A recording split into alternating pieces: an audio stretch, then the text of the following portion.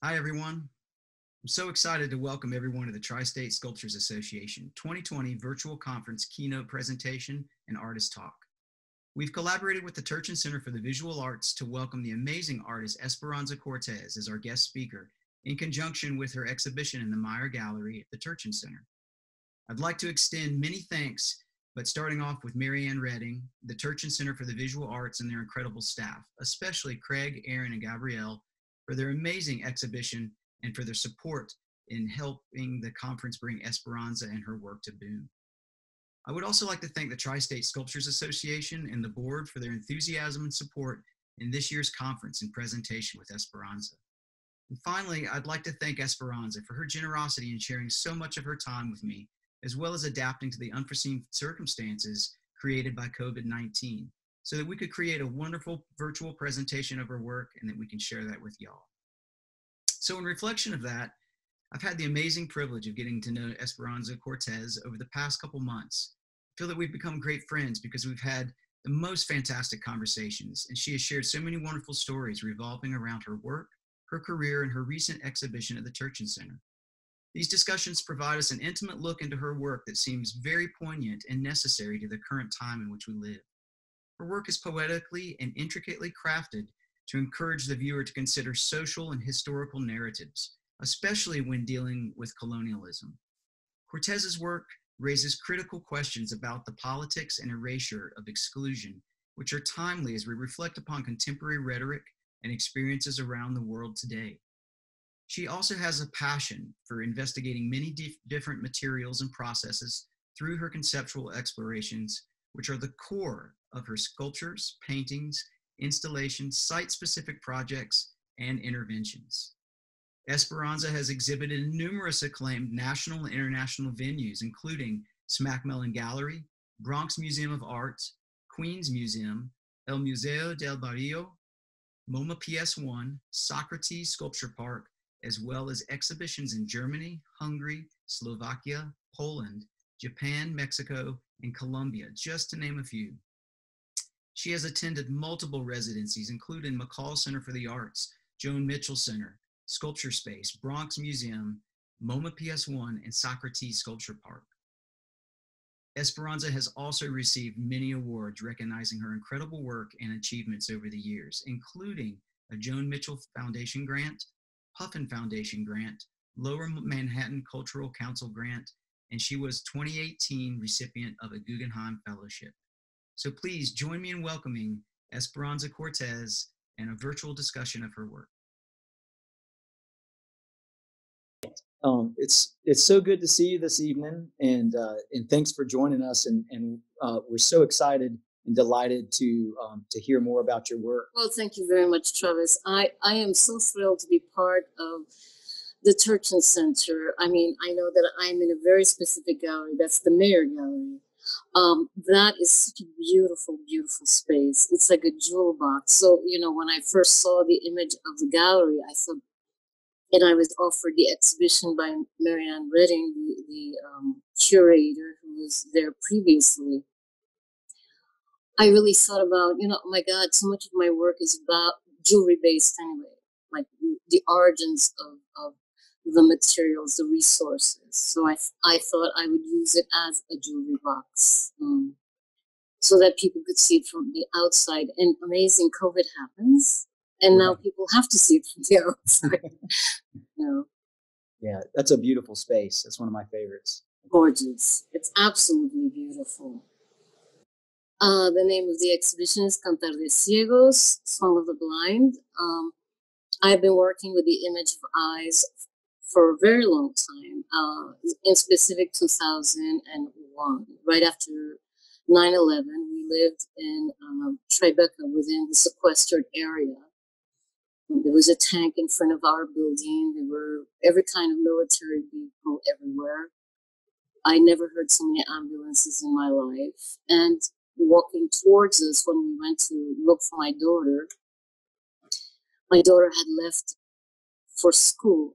And I didn't realize what was happening until we got a call, and then we put on the television. When we went outside, everyone that was walking towards us was covered in the same gray dust. So you couldn't see them. You couldn't see the person. You couldn't identify the clothing well. You could only see the eyes. And that really had a powerful effect on me. And it always made me think about that story in the Bible where everyone turned into salt. Because it's like people's identities disappear. Their economic level disappeared. They were just all gray, except for their eyes. And so many of the people that were walking towards us looked so pained, so heartbroken, so destroyed. And it stayed permanently in my mind. Of course, we found our daughter later, and of course she was very upset. She had left she had gone to take the subway when the first plane hit. And she said it was terrifying because all the adults around her were crying. But I had always told her, because I was a single mother for a long time, if there was ever like an attack on New York, to get away and I would find her. I said, don't look for me, I will find you. So I'd always told her that. And she did that. She got on the subway. It was the last train moving. And she got to school and told them about what was happening. And almost got sent, well, she was sent to the principal's office. Mm. They were upset with her. And she says, we'll put on the TV. So that was the beginning. I feel like we have been living under so much duress as human beings. Not just the United States. There's been attacks all over the world. And being from Colombia, Colombia had a terrible attack. I think it was in 1992 in Bogota, but everywhere. I mean, as humans, we're all vulnerable to the same things. And my work is more about having compassion and empathy for each other. I'm not interested in people saying my situation was worse, mine was, mine's been going on for longer. I think we went through a very bad experience, and I think there's still repercussions from that because this country changed after that. So the next image is of my family. And the grouping of the three people, that is my paternal grandmother, Carmen. That's my paternal grandfather, Jose. And that's a cousin that I never met. And one of the reasons I include the picture is because obviously my grandmother was a woman of color. And I often wonder about Americans, how they see themselves in this country. Because in Latin America, we know we have been mixing for centuries. Somehow in this country, people are, I think, sort of unaware of what their backgrounds are. And I believe that we are much more mixed than we think we are. I mean, when you go to Europe, people look radically different, in my opinion.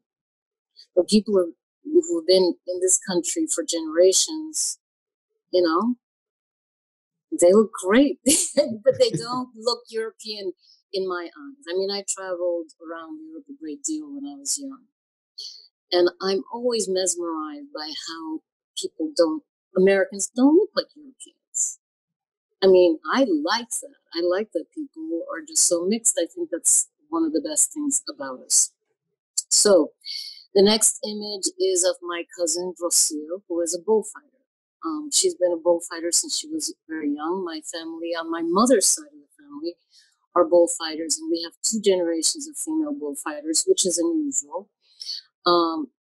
Women bullfighters got the right to bullfight in the arena on foot in 1974, and my cousin was one of the first, and she was called La Cordobesa, and I will show an image that relates to her afterwards. El Córdobe was considered the best bullfighter in the world at that time.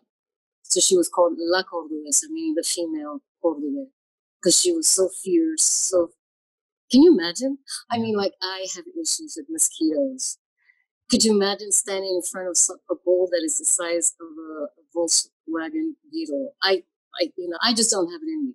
I mean, I could be brave about all these things, but I'm amazed about that. And one of the reasons I began to talk about it is because I have been very upset about the mistreatment of people of color in this country by all sorts of authorities. And I just think It is so unkind to kill someone's child. You know, a 12-year-old in Chicago holding a toy gun. It is so unkind. We should not accept it.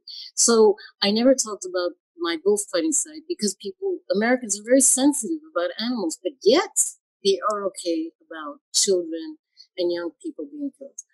So I would like to have an argument. I would like to pose that and not run away from it. I mean, I can't kill anything. I mean, I have to ask the mosquito for forgiveness before I kill it. But that's me. But then again, I have never hit anyone. I have never brutalized anyone. I can't imagine it. I can't imagine it. But in this country, for whatever reason, there's an extreme sensitivity towards animals, but not for all human beings. So that's why I started to work with these images. So the next image is a picture of Maya and I when I was very young. And I was like penniless. But I always had style, so that was like a silk robe that I bought at the thrift shop with a little slip that I wore underneath. I mean, that was my uniform for months when she was growing up. And look at her, she was the one who taught me about how to love life. She was just so full of life and started speaking so early and would say to me things like, "Look, mommy, the sun." And I would be like, "Why am I depressed? I should be like a child. She's so amazing." And next to it is an image that I was working on when Maya was a baby. I know for a lot of people it is a challenge to have children to, they feel like, I'm making art. How can I complicate myself?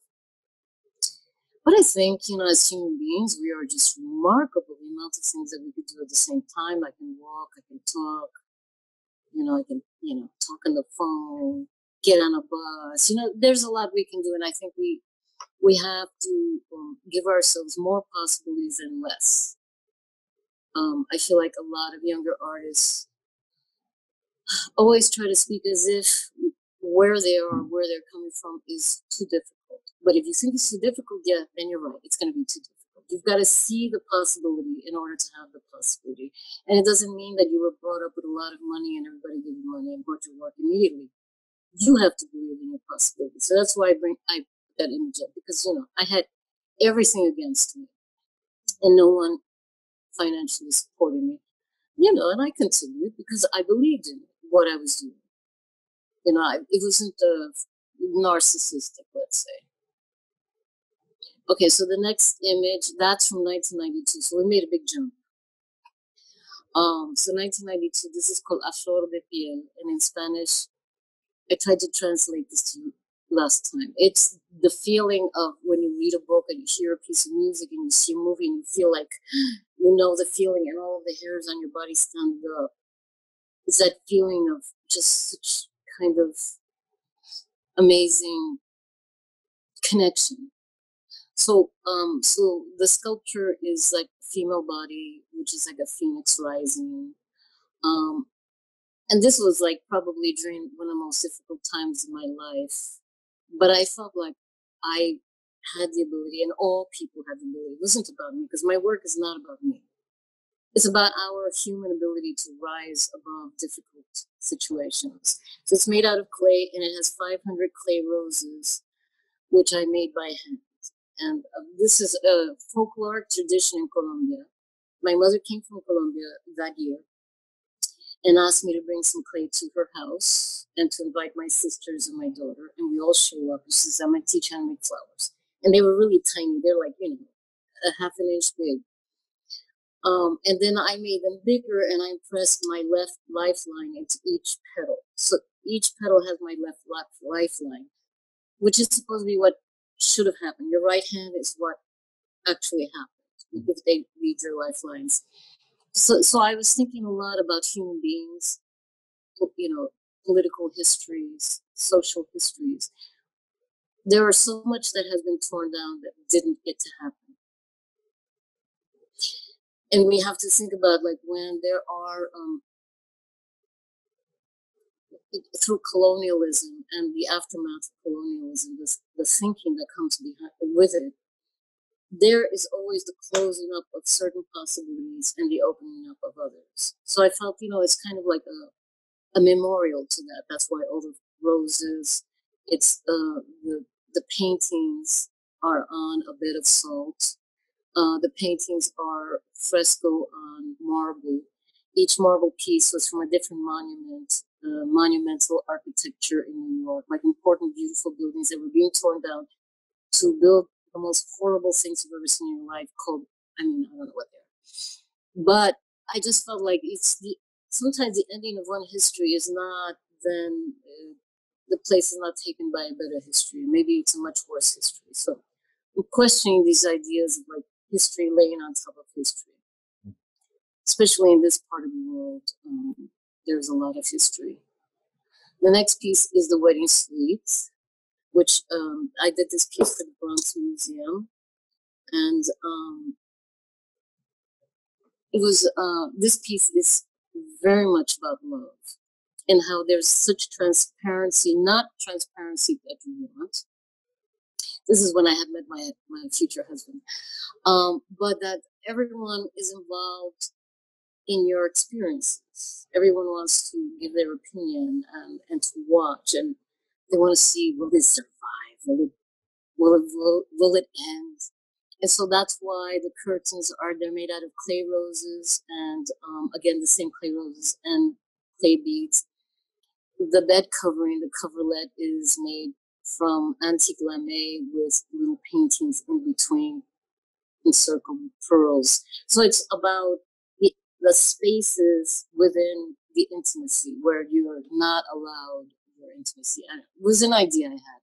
I just thought it was strange how everybody gets involved in people's relationships. And I thought it was strange and awkward. And then the next piece is a piece that I originally did in 1996, but this one I showed in the year 2000 at Wave Hill. And it is a heap of 500 clay roses. There's an enlargement so you could see the roses. So it's the same clay roses. It's not the same color because I have boxes of these that I made. So one side is the rose and they all end in the thorn. And the reason that I use roses is because I was thinking about the fragility of life. I mean, a lot of people, especially a lot of politicians, live and make decisions as if life was not fragile and beautiful and delicate and something to take care of. And I think life is very fragile and very, very beautiful and we have to take care of it. This is called Altered to Those Forgotten. And for me, this was a piece very much about giving up so much of who you are in order to belong to the culture. What you give up when you become an American. I mean, I wasn't born here. I was born in Colombia. I came here when I was 3 3/4. I remember. I started first grade when I was 4 1/2. Never went to kindergarten or pre-K or nursery school. So the first thing I had to do was learn English very quickly. I didn't get to play.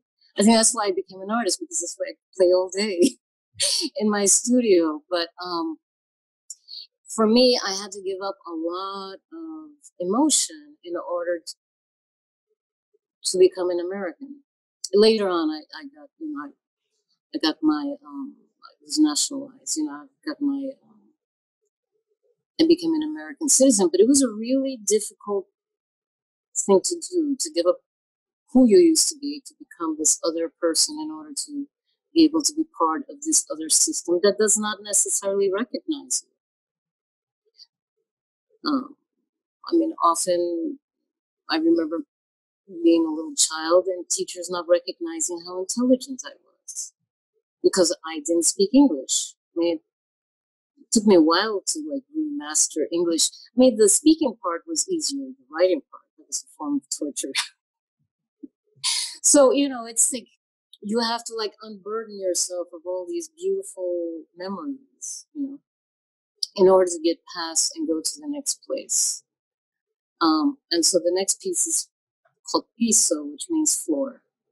And it is all framed brocade from different parts of the world. And brocade originally was from the Middle East, from Persia, from Lebanon, and China. this was not a European tradition. It, of course, was taken to Europe, and then we always assume brocade, kings, the aristocracy, but that's not the origins. And a lot of brocade patterns had meaning. They were like a visual language, but we've lost all that because we just take it as a decorative thing. I would like a pillow made out of that,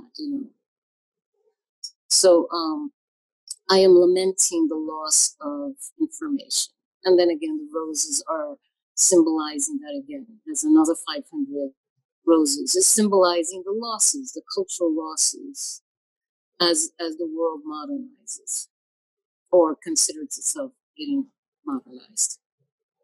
And then this is throne. And it uses my daughter's baby chair. It's on a high plinth covered with velvet, and there are another 500 roses. It's a different color. Each time they're not the same flowers. And it's on a circular bed of dirt. And it's the anxiety we have when we have children. You have this perfect human being when they're born. You just cannot believe that this miracle happened to you.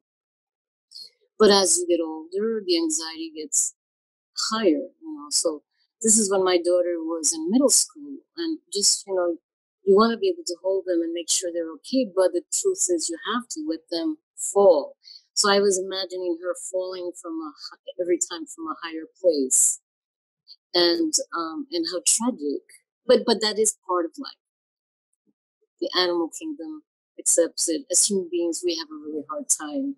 We don't want our babies hurt. So this piece, that was at the Neuberger Museum. I had an exhibition called Revelations, and this was 1998. So that previous work affected this work. This was a piece that I did at Sculptor Park. It's called A Grave to the Unknown Woman. It was 13 feet high. It had a steel core that weighed 1.5 tons. And so I carved the figure out of a New York pier, which I thought was very relevant. And I carved it with the chainsaw, destroyed my hands, and a grinder. And then all of the flowers are metal, hammered metal, like in many Latin American traditions, especially Mexican tradition, with glass flower centers. And that piece was really important to me because when I was traveling to Europe and then North Africa, when I was very, very young, straight out of school, everywhere I went, every town had a grave to the unknown soldier, which I thought, yes, that's respectful. But I thought, where's a grave to the unknown woman? Because women have been fighting from the beginning of time along men. They weren't baking cookies. So I just felt like, come on, we have to fix this. This is wrong. So this was 1997. The next image takes a jump, but just because it's an outdoor piece that I did also. So this is a piece that I did at in a residency in Bielsko-Biała in Poland in 2011. And I had read about Bielsko-Biała a little bit. And as I told you, Travis, I like to dream when I arrive, right. See what, I sleep in the place to see what I see. And I literally, my apartment was 1 block from the castle. I mean, it was amazing. It was really different to be in Europe. I mean, I think Americans have delusional ideas that they could be Europe. No, Europe is another place. And so the shield of Bielsko-Biała had a white rose. And then I decided that I wanted to do something that connected to nature and to the ecological problems that could have the possibilities. Because at that time, German corporations were trying to buy Polish farmland to use for their, monster products, the ones with all the GMOs. And so the Polish government was in negotiation. And at that time, all of a sudden, the year before, the Polish president died in a plane crash. And I always think that's suspicious. And so I was thinking about nature, but then I found out that Poland is riddled with Nazi bunkers. And it doesn't show so much in this image. In other images, it shows better. This is actually a mound. There was a Nazi bunker right under the ground. And the building that you see behind it is City Hall. So I went to City Hall, got permission, found out what it was, got permission to work on it. It was like a really big deal. Had to meet with the mayor and the this and the that. I mean, everybody with this. And then I got rocks from the Biawa River. Biawa means white, the white river, which was right next to it. So what the Nazis did, which I found fascinating, is that they destroyed nature. They polluted the river. They burned down all the trees. They destroyed the farmlands. They burned the forests, because human beings, whether we recognize it as Americans or not, are very attached to their nature. You destroy nature, you destroy people. The next thing you do is you take people's children, and you take their wives, then you take them. It is a complete destabilizer. But if you destroy nature first, and like Poland was covered with these, I mean, I traveled to different areas where the Nazi bunkers were everywhere. I mean, it's just terrible. So I wanted to put a symbol of peace on top of this bunker. So this piece is about 18 feet in diameter and was created with a community of teenagers and elders. And the first rocks were from the Biawa River. And then the rest of them I purchased because, you know, I wasn't going to take all the rocks from the river. And it was really beautiful, extraordinary experience. And in Poland, I never had so much attention in my life. Television, news, radio, newspapers, everybody. Every time I showed up anywhere, they were interviewing me. But it was an extraordinary experience. And in the middle, you see the eye. Because, you know, I've always thought that what if nature can see us and see what bombastic fools we are. So that's what that is about. And that was called A Rose by Any Other Name. Oh, I told you before. So when I was in Warsaw doing other pieces, I found out that the group that fought the Nazis were called the White Rose Brigade, and I had no idea. Because I told you, I try to dream things. And I met all these people whose mothers had fought against the Nazis. I mean, it was beautiful. It was so emotional. It was an amazing experience. So the next piece is Suspended Thoughts, which was begun in 1997 and finished in, I think, 2000. And it, like the piece in Sakura Sculpture Park, it hangs 13 feet. It's 4 feet in diameter at the bottom, but most of it is like almost a foot. And all of the imagery, like, first of all, I created the rope by crocheting this beaded rope into like what we consider rope. And then all of the sculptures and I made all the sculptures, all the paintings. And then I had amulets from all over the world that I had collected during my very early travels. And it is about this idea that people, the brutality of wars where people are fighting for the right God. Like, do we really know the right God? So that's why it's called Suspended Thoughts. I mean, if we could recognize each other's humanity, I think it would be better. So the next work is called Without. This is clay. These are beaded clay flowers, which have holes in them, and then I made the beads also. And this is a hard piece. This is going back to the history of our treatment of Native Americans in this part of the world, which has been very, very brutal. I know a lot of people like to talk about the Trail of Tears, but there's much more stories. I mean, it's been a brutal history. This idea of if I bump into you, I don't discover you. This idea of discovery and the taking of land, taking of people, taking of resources. So it's talking about that. The next piece is called Hopscotch.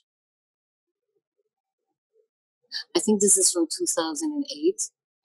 And so what I found really curious is hopscotch was a military activity that was begun by the early Romans. They would make these hopscotch, areas that were over 100 feet long. And so the soldiers with all their, shields and armor and all, had to do all this jumping to accelerate their agility. But then I found it really weird that children play hopscotch. I mean, this is the aftermath, is that children play it. And then I'm wondering, like, is there a connection that we're preparing generations to be soldiers? I mean, mostly it's girls that do it. But I just thought, isn't this curious that we have a game that originally began as a military exercise? Strange. All right. And so this is the couple.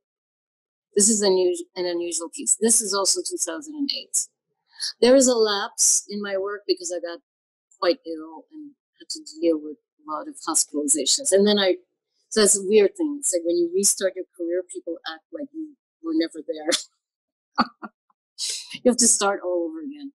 And so I restored these chairs. I did all the upholstery, and over the chairs are at least 100 necklaces made with pearls, glass pearls. Between each pearl is a crystal. So the pearl was, you could say, the love, and the crystal was the tears, because I feel like, within love, within relationships, there is so much agony that you put each other through. So the necklaces are what keep them together, goes over both chairs. On each chair are 1,000 rings. Those are all the promises we make each other. And then going through each chair to the other chair are knitting needles, which are decorated with glass beads and metal beads, which is how we inflict pain on each other. Because I don't think that love is easy to come by. I think it's hard to keep it going and to not destroy it. And so I just thought I would make a piece about the difficulty of being in love, because I think it's a hard thing, But I wanted to make it beautiful, to draw you in and make you question, what is this crazy thing about? Well, it's probably one of the biggest things in our lives, this thing called love. So the next piece this is a charmed life. And this piece came around the same time, but it didn't develop as fast. So one of the things that I did during my career is I've always taken classes, because, all of a sudden I get interested in new material. I don't know how to deal with it. So I took some jewelry classes, and it was odd because then all of a sudden everyone's hiring me to teach jewelry. I mean, I was not intending to teach jewelry. I was intending to learn how to work with beads and all the trappings of jewelry. And so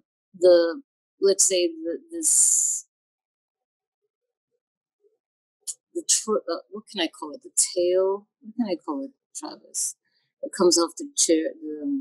It's almost like a veil, like a wedding veil. And so that's all alabaster beads that have been chained together the way that jewelry is done. But I thought it was very important that it was chained. It was not strung together. These are not strung, they're chained.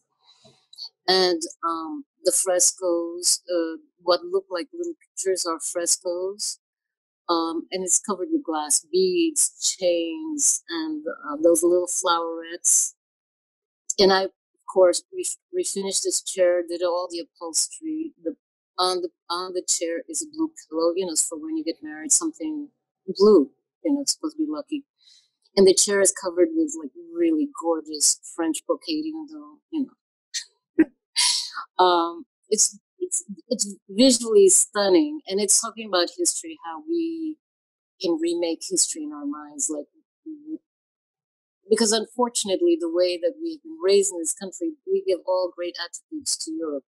Nothing ever happened anywhere else. So I'm playing with those ideas. And this is called A Charmed Life. This is a different sort of thing, because my work originally began about women, because, we live in a super patriarchy. That's just a fact. If men think they have it hard, imagine being a woman doing the same thing. Really tough. Very, very tough. And so I was thinking, as a woman, what do you give up to make things work? And the images of the frescoes are brutal. They're a mistreated person. What is given up in order to have the life you want? I believe, give up as little as possible, keep your dignity. But I was in many teaching situations. So at that time, I was doing a mural in a school for the gifted in Yonkers, which is right above New York. And one of my students, he was only in kindergarten, little Mexican boy. Oh my God, he had to be one of the most brilliant children I've ever met in my life. I mean, he was a genius. He was a little genius. He was amazing. And then one day I go to school. I mean, he was just incredible. Then one day I go to school and his personality is gone. His eyes don't have any glimmer anymore. He's gone, but he's wearing a giant cross. His mother disappeared. And it turned out that the father had gotten rid of her. I'm not, I don't want to give any more details, but it was a brutal thing. Of course, he never was indicted. But that child lost that incredible spark, because that spark came from the love of his mother. I mean, it was brutal. So that's the impetus of this work. It was not my life. A lot of what I experienced teaching is in my work. So I didn't mention it before. I taught artist in residencies and for museums and nonprofit galleries and cultural programs for 30 years.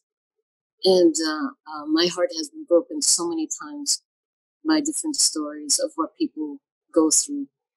And it's not necessarily, people assume, oh, when people don't have money, they have bad lives. It's not necessarily an economic situation. I mean, people can go through horrible things in any place.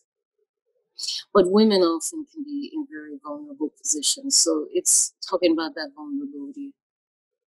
So I worked with alternative high schools. Some of my students were straight out of prison. I could tell just by looking at them that they were innocent and they were in the wrong place at the wrong time. Pregnant girls.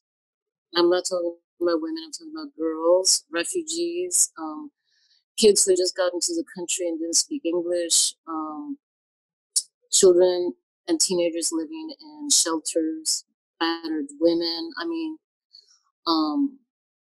homeless elders. So of course, I did teaching in wealthy schools and all that, but that wasn't that significant.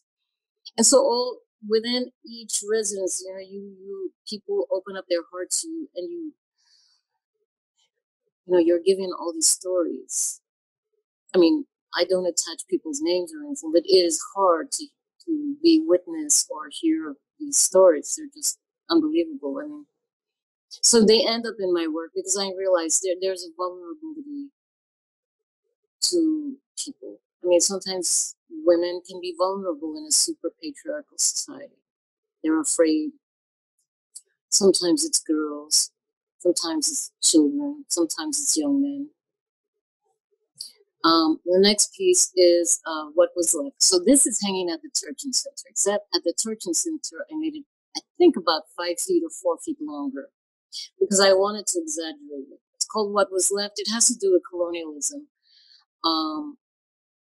Because I was born in Colombia, and the entry point for the Spaniards in South America was Cartagena, which is in northern Colombia.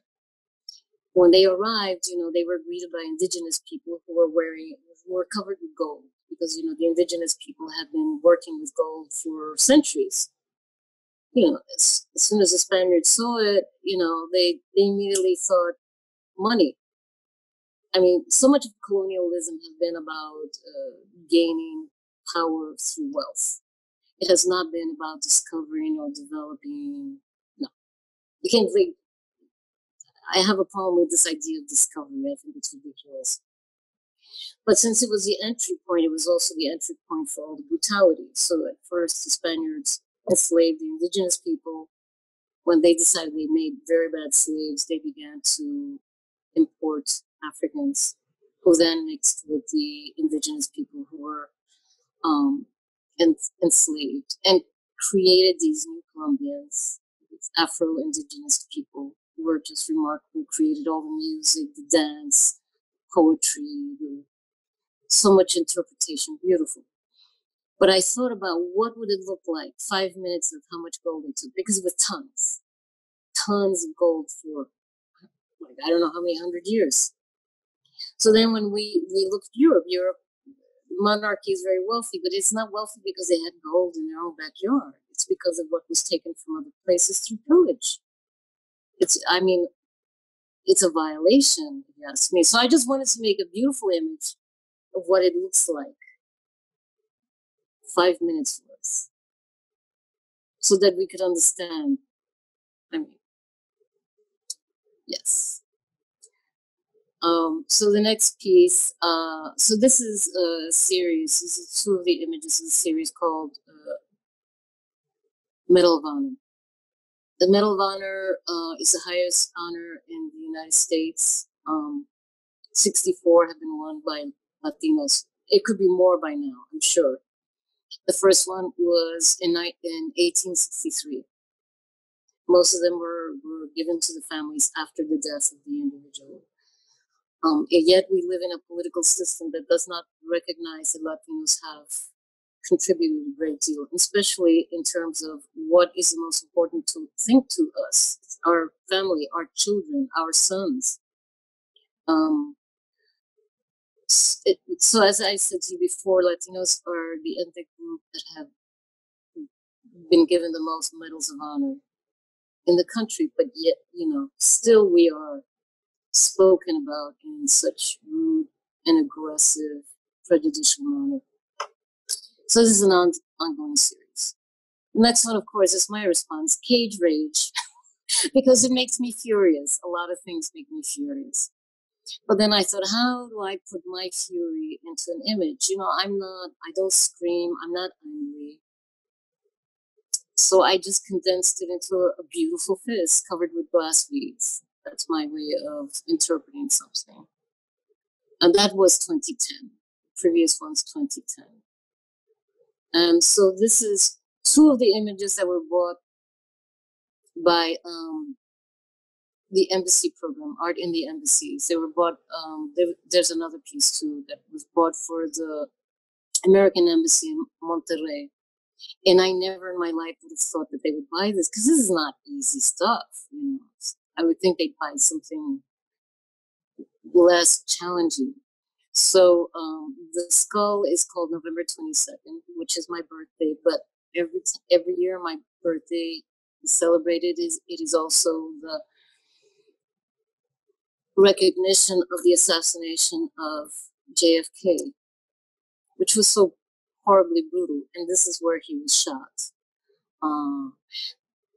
And the reason I did this piece is because at that time in the United States, we lost so many great leaders during the 60s and the 70s, but all over the world, in Colombia, in Africa, it was everywhere. And like the most powerful, intelligent, remarkable leaders were assassinated. And I think we're living the aftermath of that. When you kill your best, what are you left with? Who's going to lead? And we need powerful leaders. So that's this series. This is about the losses. I mean, the other one is a heart that is bleeding silver. So we're going on to the next image, which is Emerald Tears. This is an installation that I began in 2010 and continued to work on for another 4 years. The details of the work is that these are glass beaded and crystal beaded sculptures. They're mostly in shades of green because it's about the emerald trade in Colombia. Just like in Sierra Leone and other places where they have blood diamonds, emeralds have helped to continue to fund the ongoing civil war, which has really not ended. I know that in the news they talk about it having ended, but that's not true. I think that was because of tourism, to get people to Colombia. Colombia is an extraordinarily beautiful place. And so the images, like there is a lung, 2 hearts, a fetus, a fist, and a skull. Just a symbolism of the losses. It's a brutal trade, and Colombia has the best emeralds in the world. And so they're put in that political predicament. This work is called Cumbia. It's from 2014. It is a clay head embedded with the emerald shell. Not the emerald itself, but the shell that is right outside of the emerald. Again, talking about the emerald trade. And I'm, considering what is more important, the human being or the material itself, the precious materials. It's named Cumbia after the music, which Colombia is very famous for. It's the oldest Latino, Afro-Indigenous music from the Spanish-speaking part of Latin America. It began at about 1648. This shape of the head has like this bun shape on top, that because the women danced with a torch on their, like this cone that had fire coming out of it, which was on their heads.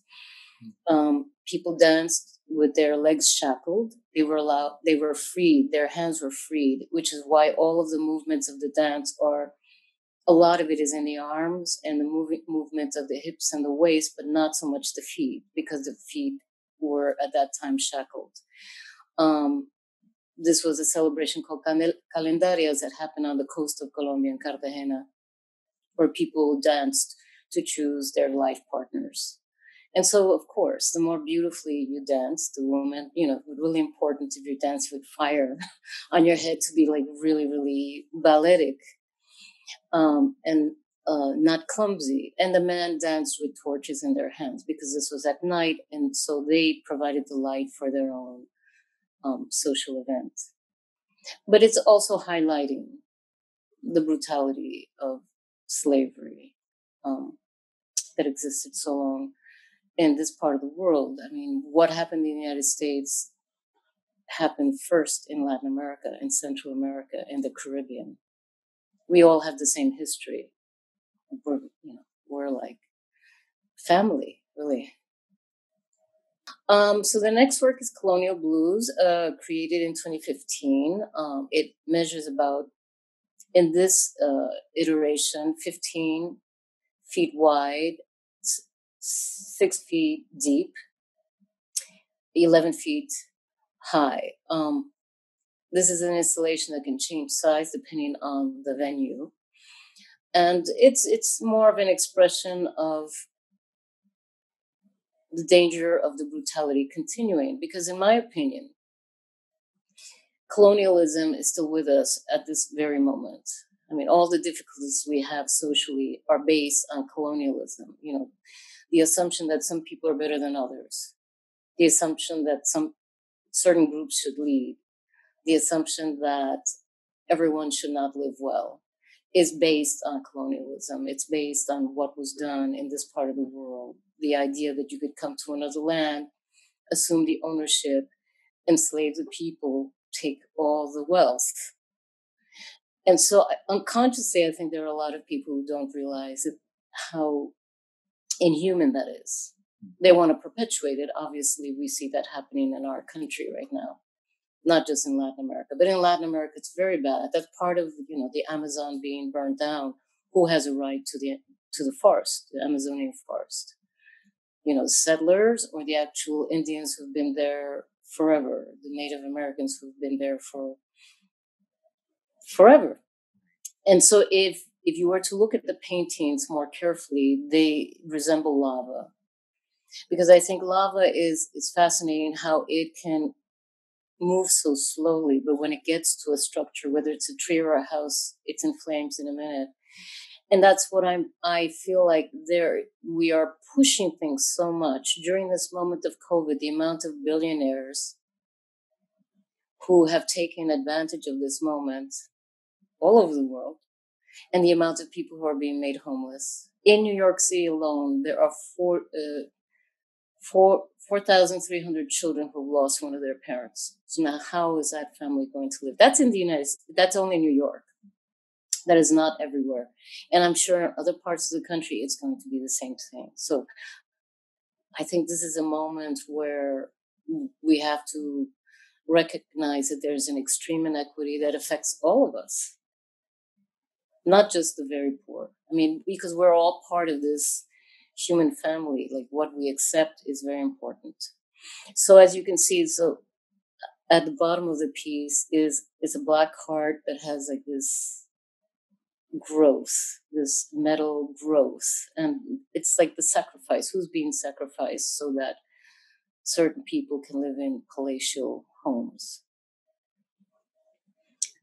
So continuing on that, this piece is called Aftermath, and this is about the disappeared.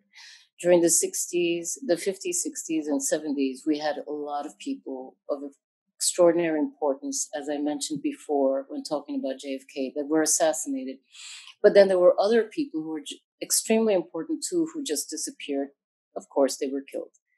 In this country, in Latin America, in Africa, in Asia, all of these great thinkers. And so this is like what is left,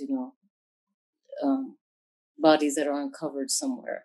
But I think it's something to think about, like, why do we accept the disappearance of people?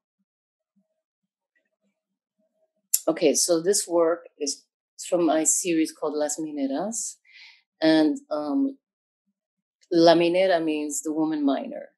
And so this goes with the story. So Angela Davis went to Colombia, to Cali, to give a conference for women intellectuals, women thinkers, a very feminist moment. And while she was there, everyone said, "Oh, you have to go to the gold mine in right outside of Cali." So she goes to the gold mine, and with a translator, finds out that the women have been mining gold there, they say, for hundreds of years. It was originally a marooned establishment. They'd been there forever. They essentially were doing the same work that they had originally been enslaved for, 400 years earlier. And they said to her, "We have been mining gold since we were in our mother's womb." And then I just thought that was such an interesting thing to say. And they had a case in World Court against a gold mining company from South Africa. And in the end, they won the case, which was just amazing, which, those things don't happen that often. So I thought I made a series. So far, I have 7 of these pieces of the different kinds of women that were part of this group. And, it's about women being powerful and beautiful. This is another one of these. It's called La Dorada. This is from 2017. So I've continued this series. And this is clay with brass beads. And as you can see, the gold is coming out of her mouth. It's I keep posing this question: what is more precious, the free labor, or the materials that were taken illegitimately? This work is called Tunisia. This had to do with a memory that I had. I was very young when I went to Tunisia. I was in my very early 20s.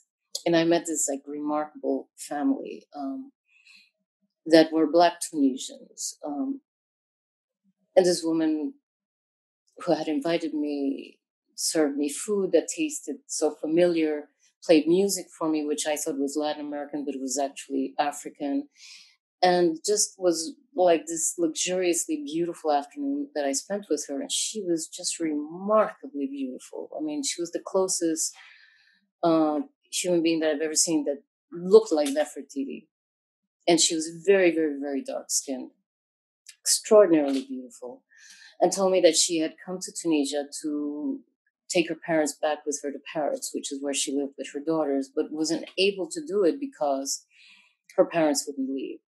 So unfortunately, her parents, they lived in this far off area in the Sahara, had no idea the slavery had ended 200 years earlier.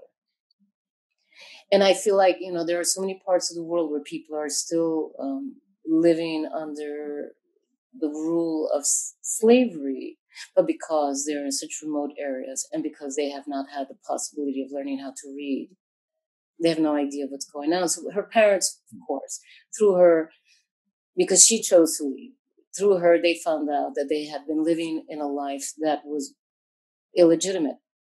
But they chose not to leave because they said, we don't have any money, we have no wealth, we have nothing. We're not going to be a burden to you in Paris. So they chose to stay, which is why it's called Tunisia. And then again, I pose, so it's the black hand with a violin tailpiece and all these glass beads and bells that hang from it. And the leather is from Tunisia. And I'm questioning again, what is gained through slavery? More, it's really the human being who is giving everything they have, and most of the time in a loving way. It's I think a very cruel system. So this is called vigilantes or vigilantes. I work in a lot of different materials. I'm excited by materials. So this is lame. This is antique lame with hand-painted eyes. And it's meant to be like one of these walls that they put up, but it's collapsing. And so you see these eyes peering out, making their judgments. And I'm, of course, against that. The next piece is Arrested Symphony.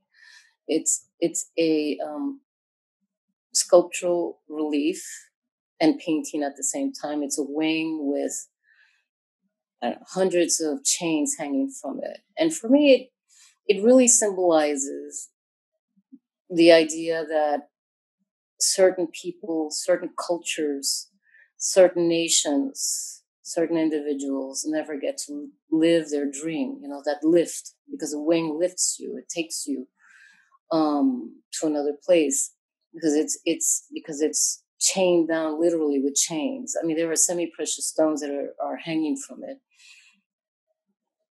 The idea of freedom, because we talk about freedom a lot in this country, but the freedom is not equal. Everyone doesn't get the freedom. Everyone doesn't get to live their dream. And so, I'm just thinking about that. I mean, politically, it was stated that the highest suicide rate in the country was among white middle-aged men, but that's not true. The highest suicide rate has been Native Americans for a very long time, especially young Native Americans, where they're not seeing any future. If you've ever been to a reservation, there are many reservations that are brutally poor. So when we talk about freedom, are we talking about everyone's freedom or just some people's freedom? I mean, I have a problem with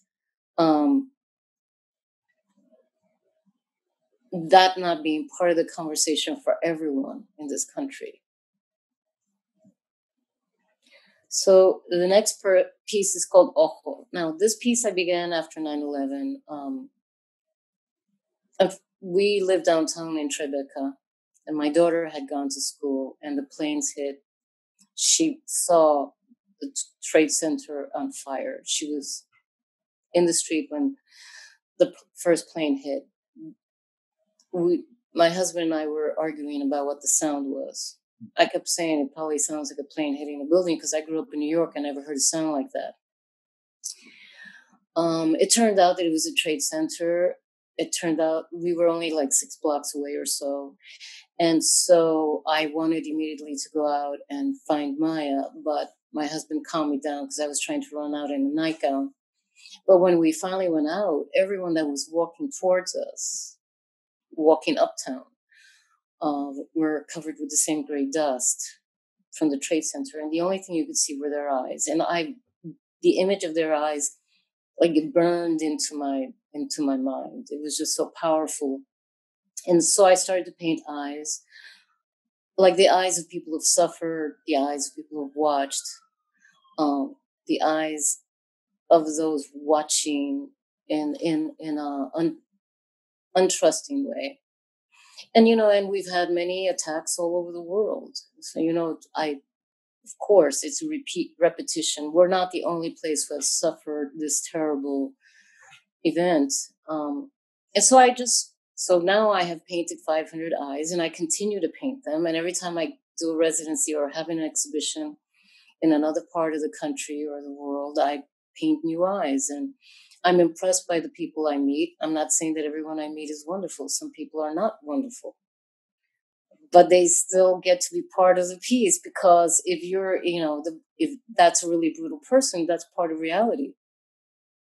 So, yeah, I know it's a strange thing to say, but we're all part of the same thing. So this goes back to the first image I showed of my cousin Rocio, who is a bullfighter, who is a well-known bullfighter all over the world. As I said earlier, my mother's family are bullfighters. She's a second-generation woman. But this piece is about her mother, who is called La Cordobesa. And it is bits of embroidery from my clothing, my dance clothes. Oh, I should say, I was an Afro-Latin dancer and then taught Afro-Latin dance or Afro-Indigenous dance for 20 years in New York and abroad. And so the embroidery comes from my dresses and the shawls that I used when I was teaching to help the girls, the non-Latina girls, learn to move their hips. I mean, it sounds cruel, but the truth is Latin girls are just maybe physically more fluid. But I began by collecting the embroidery of my daughter's baby clothes. I just had this thing, that I had to keep her clothes, but then it was getting to be too much. So then I kept the embroidery. So that habit started then. So I covered the chair that I was given at the Joe Mitchell Center. That's where I began the piece in 2016, covering it with embroidery. And I had glass beads, and an artist at the Joe Mitchell Center gave me some glass beads she had. And so the top of the chair was begun at the Joe Mitchell Center. And then the next residency I did was Sculptor Space, where I got the legs. And those are brass claws with crystal balls. And they're about 150 years older than the top of the chair. So for me, yes, I named it La Cordobesa, but for me, more than anything, this is about the hybridity, which I think is the best part of this country, of we who call ourselves Americans. I mean, we're not Europe. This is not Europe. This is like this incredible garden of people, this extraordinary hybridity. People are not from one country. I mean, the amazing thing when I was in Europe is I would go, like, let's say, to Trier in Germany, where people have lived there for thousands of years, and they look so much alike. I mean, it kind of scared me. I thought, wow, that's weird. Why do they look so much alike? And then the more I traveled in Europe, the more I realized, oh, wow, when people are from the same place and they don't travel, they look exactly the same. That's the great thing about this country. Everybody looks so different. That's what's fabulous, So that is a new series that I've been working on, this idea of the beauty of hybridity, or the beauty of not being all the same. I mean, I know a lot of people tend to think of the United States as part of Europe, but it's not, because geography is real, So this is the next piece, which is called Alhambra, which is after this beautiful building in Spain. I think it's in Granada. And, just thinking about those aspects, because, Spaniards, which began the Inquisition with the idea that they were going to get rid of all the people who were not truly Spaniard. That reminds me of the United States. And the Moors were so important in Spain. They built La Alhambra. They built so much of the structure. They brought the first universities to Spain. I mean, they were so important. And then there was the big effort to push them out. And then, of course, the Jews and anyone who was not their idea of a Spaniard. And so my husband and I went to Spain, and we went to Jerez de la Frontera. We were like so excited to be in Jerez de la Frontera because we love flamenco. We love, all those aspects of the Spanish culture, which includes bullfighting, which are part of southern Spain. That's not important in all parts of Spain. And then we realized that it's called Jerez de la Frontera because the frontier of where people are expulsed is being pushed further south. In other words, it was a geographic determinant. This has all been cleaned. I mean, I just thought it was outrageous that you would be using that in the actual name. It's made with embroidery from all over the world. This is also from my clothing. I can tell you where each piece of embroidery comes from, because embroidery is something that's worldwide. People beautifying their home, beautifying their clothing, and so it's wood with glass beads and embroidery, and then it's reflecting on. I mean, if you've ever seen the architecture in southern Spain, it's just remarkable. It's very beautiful. I mean, I think it's nothing to be ashamed of. It's strange that you would judge it. So this is a piece that's called They Tried to Bury Us. So there is a Mexican indigenous saying, which is, they tried to bury us, they did not know we were seeds. So it's continuing this thought, this issue of who gets to be legitimate and who becomes illegitimate or made illegal, an illegal alien. So one of the things that, because I love to read and I love to uncover histories, a lot of the people who are coming over the border, their DNA puts them in this country, because a giant portion of this country was part of Mexico or part of Central America. And the reason that the United States had this big fight with Mexico had to do with slavery, because Guerrero was the Afro-Indigenous president who illegalized slavery. I think it was in 1829. So that put all of those ranchers and all of those farmers who were using that land that belonged to Mexico with permission. But the only thing is that they said, we just don't want slavery. So this was the cause of that. So the reason this piece is named that way is because there's always been the desire to, I feel like, suffocate indigenous voices, indigenous information, indigenous histories. So I thought it was an appropriate name. And it's such a beautiful way to say something. Yeah. So this is second sight.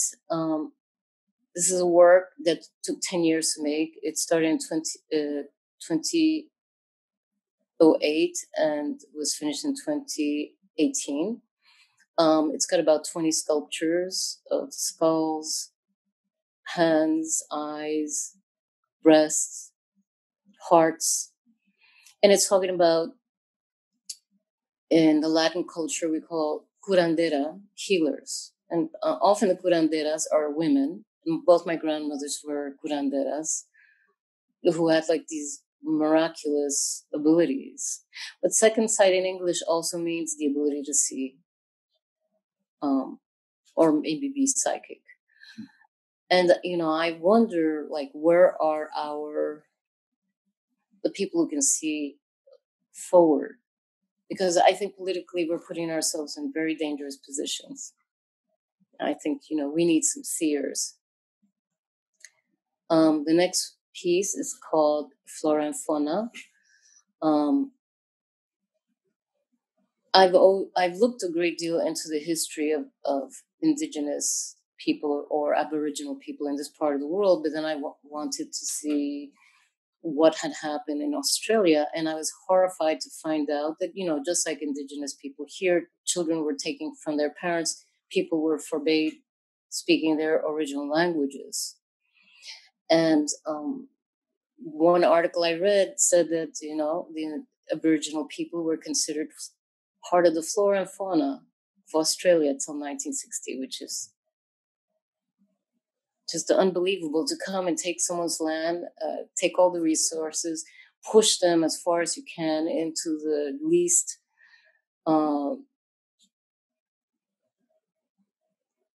attractive lands, the lands that produce the least amount of vegetation or resources. Just thought that was like really outrageous. I don't know why people don't question those things. I mean, like, I think Australia is brutal. New Zealand is brutal. These places to me are just, they have such brutal history. It breaks my heart. So this is called La Mano Poderosa. And La Mano Poderosa is a Latino religious term, means the powerful hand. And generally, it's a hand, and on each finger is a sculpted saint. These are like saints that will help you through your life. But I decided that La Mano Poderosa was the people who were forced to work without payment. I mean, if ever there was such a powerful hand, La Mano Poderosa means a powerful hand. People giving their labor without receiving anything back, that creates a great deal of wealth. So that's what that piece is about. And of course, there's all this gold-plated chains and filigree beads that wore off of it. The next piece I did at the McCall Center. The La Mano Poderosa, I finished it at the McCall Center. I began it at the Joe Mitchell Center. Because, for me, being at residencies are a huge trigger. They're a giant trigger, because I'm in a place that I don't know. I'm among people that I have no connection to yet. There's a completely different history. There's a different mix of people. It causes me to feel discombobulated, which I think is really good for your work. I think feeling confident and secure is not necessarily better for your work. I think it's better to be unsure of where you are. So when I got to Charlotte, I did what I always do.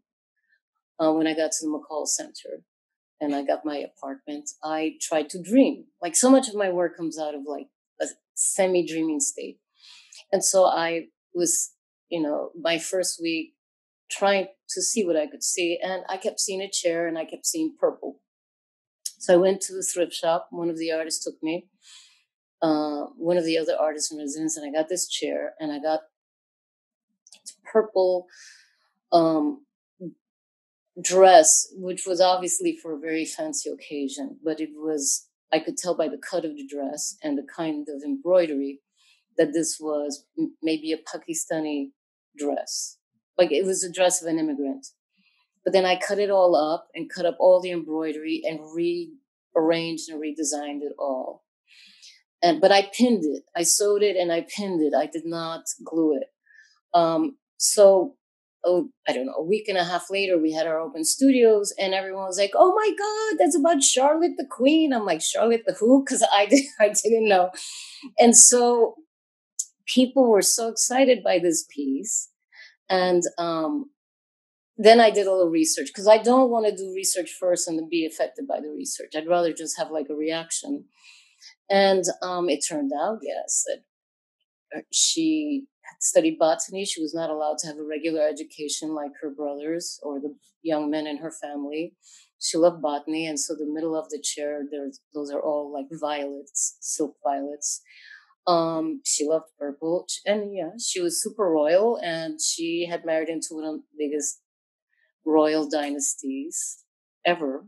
So these were super colonists. And so she married into one of those families that unconsciously were destroying cultures, taking over lands that didn't belong to them. I mean, so, but I didn't want it to make it all, it's not an ugly story necessarily. It depends on how we live now. If we're able to like see what has happened in the past and react in a thoughtful way, then we don't have to live in regret. I don't necessarily want to be angry. I mean, I am a person of extreme mix. I'm literally, if you knew everything about my family, I am, related to every person on the planet. It's that bad or that good. And so, I don't want to be resentful, but where are we now? What have we done now? How do we affect things now? Do we recognize things? Do we stop being extra abusive to certain people in this country and privileging other people who may not necessarily deserve it? And so the flowers I did afterwards, those are plaster on wire that are kind of bleeding these pearls, the excessiveness of the European monarchies. And the next piece is from last year. This was Ojo. Ojo is also at the Turchin Center, but it's a different version because it's a different person put it up. Different people organized it. And so this was at Smack Mellon last year in Brooklyn, in New York. I had a gallery that was 6,000 square feet. And so this piece was created for me by one of the artists that were helping. And I gave her the dimensions and I just gave her the materials and I let her go. And it's enormous. I should have shown a picture of what it looks like to be in front of it because it's crazy big. It's like 16 feet high. And again, this is like I spoke before about the eyes, you know, it's all of us together. Like, what are we all seeing? How are we all behaving? How are we reacting? Because the we is really important. It's more important than the me. Because we're not here individually, we're here together. And so how do we react? I mean, we're going to have a lot to react to real soon when the elections hit. How do we react? And what do we protect? And do we have compassion for each other? It's really important. And so this is called Empire. I began this at, again, another residency at Sculptor Space because they had this, what is it, gurney? The special device that makes it go up and down. And so this hangs 16 feet. It's over 1,200 feet of gold-plated chain.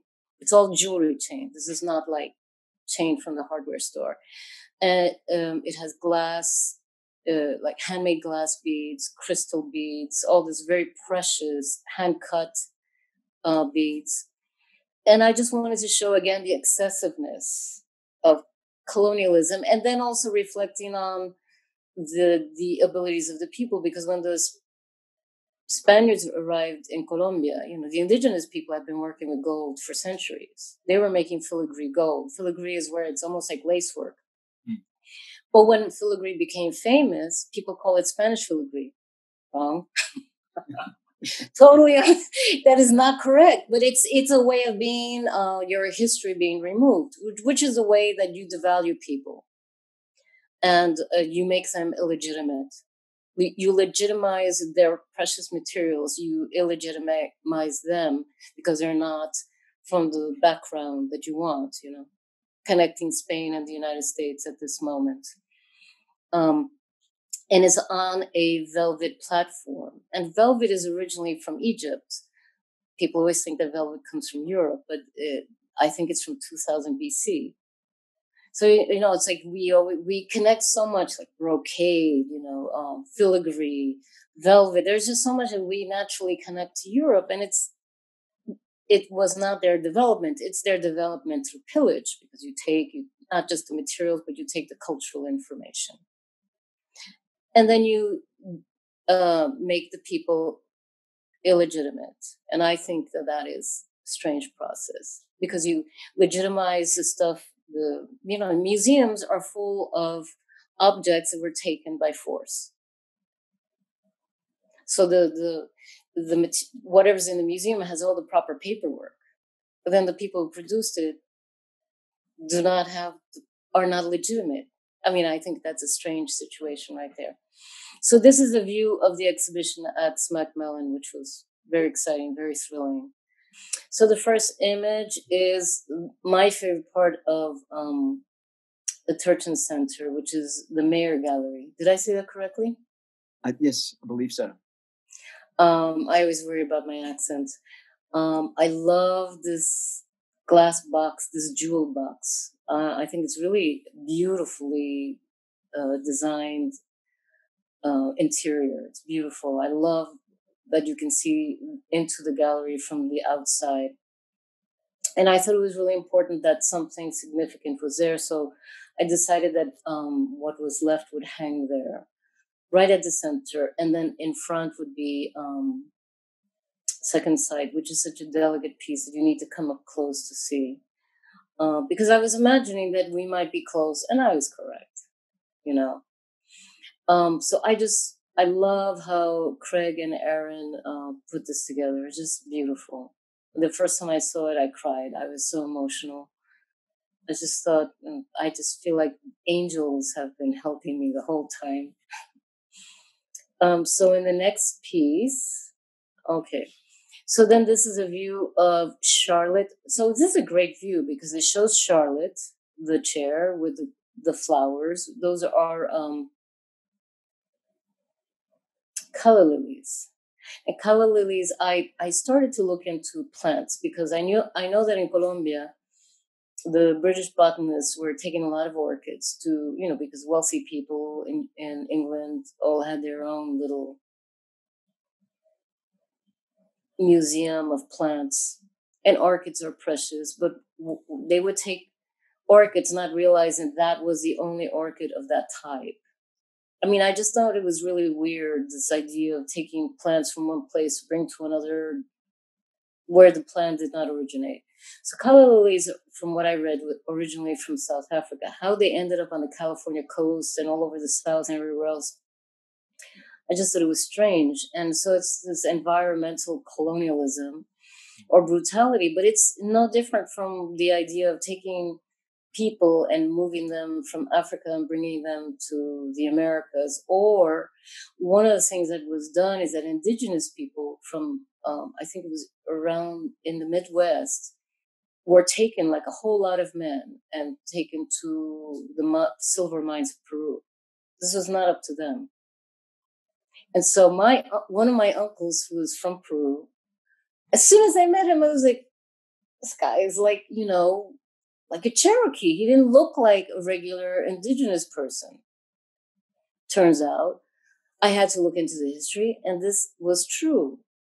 So you take indigenous people from the United States and bring them to Peru.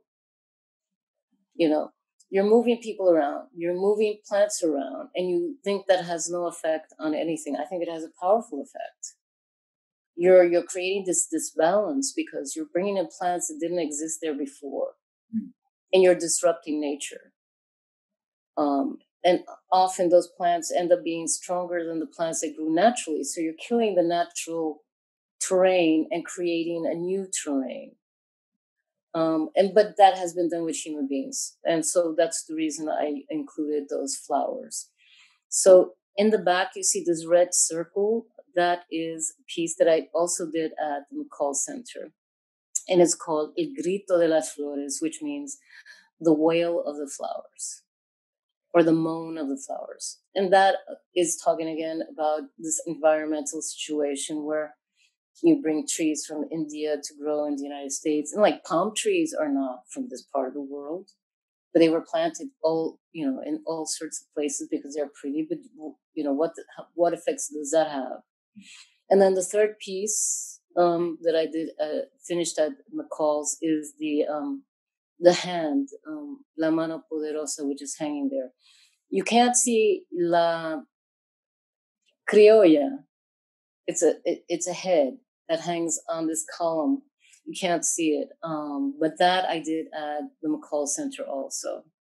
So at the McCall Center, I was remarkably lonely, which is like normal in a residency because, I don't expect to make a million friends. And I know I'm like a little unusual and weird, but I was very lonely. And so I got a lot of work done, like wrote a great deal and planned a lot of work. And then, I've continued to finish the project. So La Criolla, because when I was in Charlotte, I met Latin American women, mostly cleaning places, floors, hallways, lobbies, and they wouldn't talk to me even though I tried to speak to them in Spanish. They were frightened, and I'm thinking, why are they frightened? They're frightened to lose their jobs. They're frightened to be identified as Latina, and like in New York, you will get into a taxi with someone who used to be like a astrophysicist in Pakistan, but now he's a taxi driver.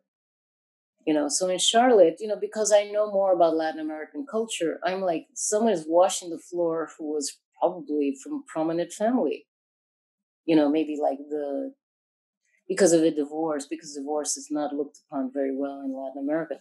So, it's an odd thing. So I thought a lot. It's just like with the plants. It's just a weird thing to see people disconnected from their backgrounds and then not being treated well. That really bothered me. So then they're just like I don't know. I think that we can be kinder human beings. Thank you so much, Esperanza. This has truly been so amazing and such a privilege to chat with you and hear about your work. Well, thank you so much, Travis. It has been a great pleasure to get to know you. I feel like we're best friends. Absolutely. And I've enjoyed this. I mean, showing at the Turchin Center is like a beautiful miracle in my life. I love it. And I love their staff. I give great thanks to Craig and Aaron and Gabrielle. And I don't know the director, but I'll send her a big kiss. And I want to thank the Tristate Sculpture organization that has funded and organized this talk. Fantastic. Well, thank you again so much. And we look forward to visiting with you more and following your work in the future. Thank you.